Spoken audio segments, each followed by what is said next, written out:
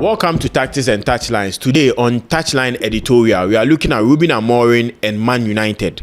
What is the best solution for Rúben Amorim, especially going into a season with 2 games they've not been able to score a goal for themselves? The goal they scored was an own goal, and things are going bad after adding 3 quality players with almost 50 plus goal contribution last season.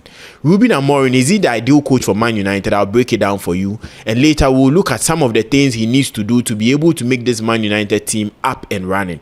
He has some unwanted records, which later we'll look at them.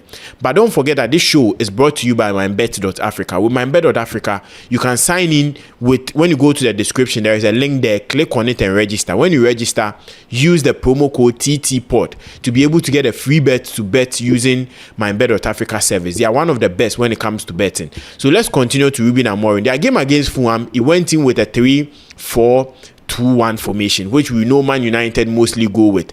And with this type of formation, Man United set up in a way that their wing backs needs to attack or help the attack, and that 2 pivotal midfielders needs to stand in front of the defense and also do great things up there. But one problem I have with Rúben Amorim's setup is, one, the way he set up his team. And I know a lot of Man United fans are having a lot of problems with him.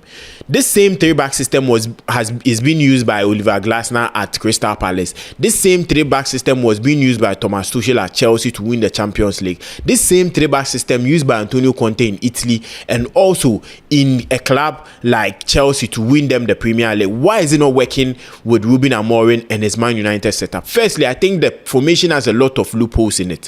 Why am I saying this? Because their startup play is a bit slow for me. Starting the ball from the back, from Lenny Yoro to Delete or even Luke Shaw, they find it difficult to get the ball into the final third. And with their 2 pivotal midfielders, that is in Bruno and Casemiro, are finding it difficult to also occupy those spaces in front of the defense and also being that box-to-box present in the attack. And does it fall on the coach or does it fall on the players? With me, I think it falls on the coach, because most of these coaches have a compact 3-back system where you see their number 10s coming in to support and make sure they carry the ball wide. But Rúben Amorim's setup, if they find it very difficult to carry the ball, and it would shock you that against Fulham, it was just one chance they created in the game, which was being created by their goalkeeper. And it was something that was very worrying. I think going forward, their stats that doesn't back Rúben Amorim. And you could see this. He has played 29 games and has 28 points. It's very worrying for a top coach, especially coming into a United setup. You can't play 29 games. So on an average, he's not even getting to a point per game, which is very difficult. And I think Rúben Amorim needs to set up. Let's look at another stat that talks about how many managers have been able to win 2 consecutive games in a row when they join the Premier League? And Rúben Amorim is finding it very difficult to win 2 consecutive games. If you could see, Arne Slot has won 2 consecutive games in his first 2 games. Pep Guardiola did the same in his first 2 games. Thomas Frank at Tottenham Hotspur did it in his first 2 games. Enzo Maresca did it in 5 games with 2 consecutive games. Arteta did it in 9 games, winning 2 consecutive games. And up to now, Rúben Amorim has not been able to win 2 consecutive games in 29 games for Man United. And I think Rúben Amorim needs to do a lot. Sometimes in this world, when you try something and it doesn't go on well, you need to change it. The formation that works in sporting, the formation that worked in Portugal cannot work in England. That is what Rúben Amorim needs to understand. Last season, we were Man United fans and everybody were like, they don't have the available players to get the formation running. The likes of Ugarte, the likes of Garnacho, the likes of Rashford, Rasmus Højlund weren't getting the formation up and running. Now you have Cunha, you have Mbeumo, you have Sesko, you have Bruno Fernandes, you have quality players who are giving double figures last season. And now, as of now, Man United is finding it very difficult to create chances. I think there is a problem with Rúben Amorim's formation. And going forward, if he wants to keep his job to December, he needs to do this. And what does he need to do? He needs to switch the team up. The 3-back system has been done by a lot of managers and they succeeded in it. But you remember I mentioned some managers who have used this 3-back system and worked out well. Thomas Tuchel started in Paris Saint-Germain with a 4-2-2-2. When he came to Chelsea, he saw that he needs to switch to be able to fit the players he have. Antonio Conte came to Chelsea, started with a 4-3-3.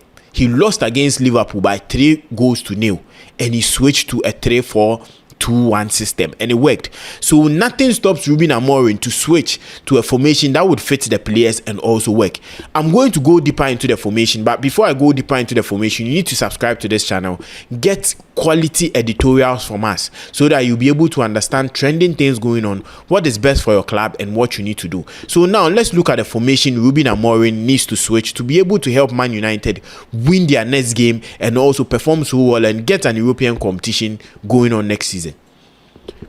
So with this formation up front, Onana surely may not be their number one goalkeeper, but I'm looking at some of the players available now and what they need to do. So Onana in post, I think Dalot has shown week in, week out that he's not an attacking winger. He can't go up front and be that person to support the team up front. His goal contribution has been very low on assist and low on everything. I think the back four should be Dalot, Dogi, Leny Yoro, and De Ligt. Later I'll explain how the team needs to move forward, but let me just explain the lineup first. In the double pivot role, I'll go for Casemiro and Ugarte. These are two quality ball interceptors. And up front, I'll go for Mbeumo on the wings, Cunha, Bruno Fernandes, and Sesko. This is how I think Man United need to set up to win games.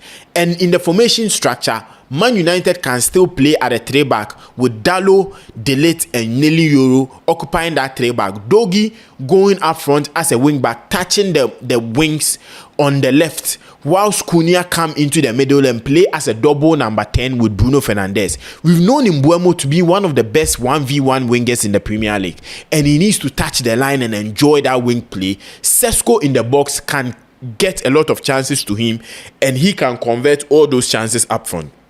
Rúben Amorim, if he wants to get this Man United team running, I think that this is the best way Rúben Amorim needs to go with, and that is something he needs to do to be able to get a team, because Man United by December wouldn't still feel pity for him because he doesn't have the quality he needs, but now he has the quality and he's being exposed by the formation he's putting up. Don't forget to subscribe to this channel. I'll bring you more Man United content, breakdown on what teams are doing, formations coaches needs to do to be able to have a good team. Subscribe and like and also share. Let me know in the comments what you think about the formation I brought up for Man United. Do you think it will work for them, or do you think there's another solution they need to go up with? Remember, my Bet.Africa is sponsoring this show. There's a description to show you how to redeem your free bet and also get a chance to bet on their platform. Thank you all for joining us on Tactics and Touchlines.